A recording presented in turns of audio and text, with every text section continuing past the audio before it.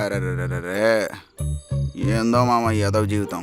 అదే కదా, ఏం చేయాలో అర్థం కావట్లే. ఆ? ఇప్పుడు వంట ఏం చేయాలో ఏంటో ఈయన ఇంట్లో లేకుండా ఎక్కడికి వెళ్ళాడు రే, అసలు? రే, మీ వదినరా లే. ఆ, వదిన అస్సలు అర్థం కావట్లేదు ఎక్కడికి ఇప్పుడు వెళ్ళాడో అర్థం ఏంటో. చెప్పేది, ఇప్పుడు. ఏం చేయాలి? వదిన గారికి నమస్కారాలు. ఆ, ఆ, ఆ. రోజుకి ఒక్కసారైనా ఇలా నమస్కారం అయ్యో, పెట్టకపోతే బంగారం. రేయ్ నువ్వేంట్రా వాడి ఫ్రెండ్ అయినంత మాత్రాన ఎప్పుడు చూసినా మా ఇంట్లో పడి ఏడుస్తుంటావు? ఆ? వదిన నన్ను కూడా ఆశీర్వదించు. ఏయ్, దేవత వదినా నువ్వు, నమస్కారాలు దేవత. ఒకటి. ఈ కాలు ఫోటో జన్మలో తీసుకొని మాడిక. ఇంట్లో పెట్టుకుంటా.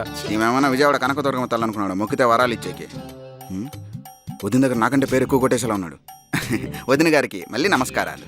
అయ్యో అయ్యో ఏ లేరా ఓ, సాలుగా. లేసేసావా? ఆ. అబ్బా. మీ అన్నయ్య ఎక్కడ అవినాష్?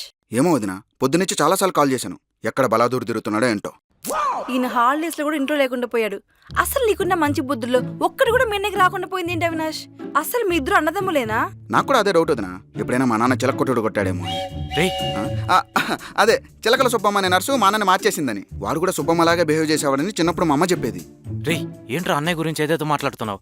వీడేదో ఫ్రస్ట్రేషన్ లో మాట్లాడుతున్నాడు వదినా. వీళ్ళు నిజంగానే సొంత అన్న తమ్ములే. ఏ నిన్నేవాడు అడిగాడ్రా చెత్త వెదవా.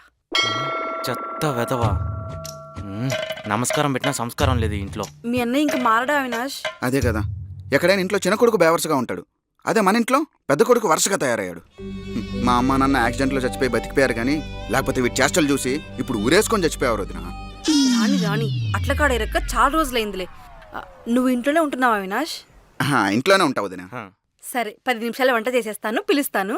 అయ్యో నేను తినేసానుగా. రేయ్, ఎక్కడ తిన్నాంరా? అదేరా తినేసాంగా. అదెప్పుడో పొద్దున్న తిన్నాం కదా, మీరు చేయండి వదినా. ఏ నీకెవడు పెడుతున్నాడ్రా ముష్టి వెదవా. ముష్టి వెధవా. ఏంటి అవినాష్, మీ అమ్మ అయితే నువ్వు ఇలాగే మొహమాట పడేవాడివా చెప్పు? మొహమాటం ఏం కాదు వదిన. వంట మంచి మానేసినంత మాత్రాన మీకెందుకు శ్రమ? ఎక్కడైనా బయట నుంచి తెచ్చుకుందాంలే. మన పని మనం చేసుకోవడంలో తప్పేముంది అవినాష్, నేను చేస్తాలే. ఆహా, రేయ్, బయట నేను తెచ్చుకోవడం ఏంట్రా? వదిన ఎంత బాగా చేస్తుంది. ఇన్ని రోజులు చేసింది వంట మనిషిరా. వంట మనిషి అంత బాగా చేసినప్పుడు మన ఇంటి మనిషి ఇంకంత బాగా చేయాలి.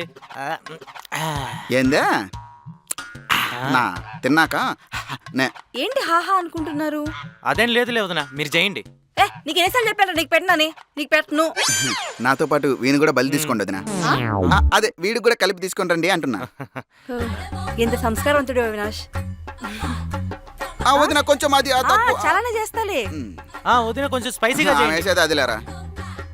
సరేరా, రా. వద్దాం వేద్దాం. అరే నానే, నాకు డౌట్ రా. ఏంట్రా? మా వదిన నేను పచ్చి పచ్చిగా తిడుతుంది కదా, ఏం ఫీల్ అవ్వా? చిన్నప్పటి నుంచి ఇక్కడే తిరుగుతున్నా కదా, అలవాటు అయిపోయింది. కరెక్టేలే, సిగ్గు లేకుండా బతకడం అంటే టాలెంటే.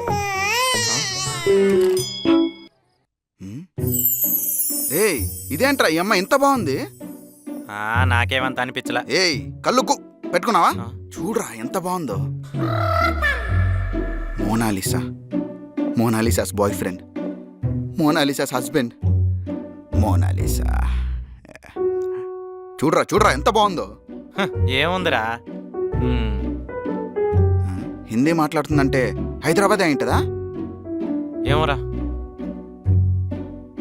ఇక్కడ ఉత్తరప్రదేశ్. ఏంటి ఇప్పుడు అమ్మాయి కోసం ఉత్తరప్రదేశ్ వెళ్ళిపోతావా? కరెక్టేరా, మనం ఉత్తరప్రదేశ్ వెళ్తున్నాం. రేయ్, ఏం మాట్లాడుతున్నావురా? ఉత్తరప్రదేశ్ ఎక్కడ ఉందో తెలుసా? అవునరా, ఉత్తరప్రదేశ్ ఎక్కడ ఉంది? అదే ఆ ముంబై పక్కన ఉంది. అవునరా, హిందీ మాట్లాడే వాళ్ళంతా ముంబై చుట్టుపక్కలే ఉంటారు. ఇంతకీ నీకెలా తెలుసు? బాలీవుడ్ వాళ్ళంతా అక్కడే ఉంటారు కదా, హిందీ మాట్లాడే వాళ్ళు కూడా అక్కడే ఉంటారు. కరెక్టే.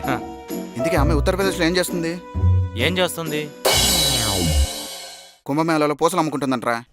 రేయ్, ఇంత బతికి పూసల మీద పెళ్లి చేసుకుంటావా?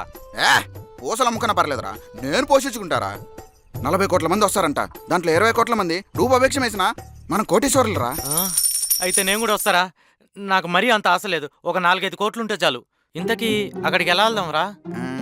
వెళ్ళేటప్పుడు ట్రైన్లో వెళ్దాం, వచ్చేటప్పుడు ఎట్లా కోట్లు ఉంటాయి కదా, ఫ్లైట్లో వచ్చేద్దాం. ఫ్లైట్లో వచ్చేదేంట్రా? ఫ్లైట్ కొనుక్కొద్దాం. ఇంతకీ ఫ్లైట్ ఎంత ఉంటుందిరా? కారు ఒక 50 లక్షలు ఉంటే ఫ్లైట్ ఒక 70-80 లక్షలు ఉంటది. 70-80 లక్షలా?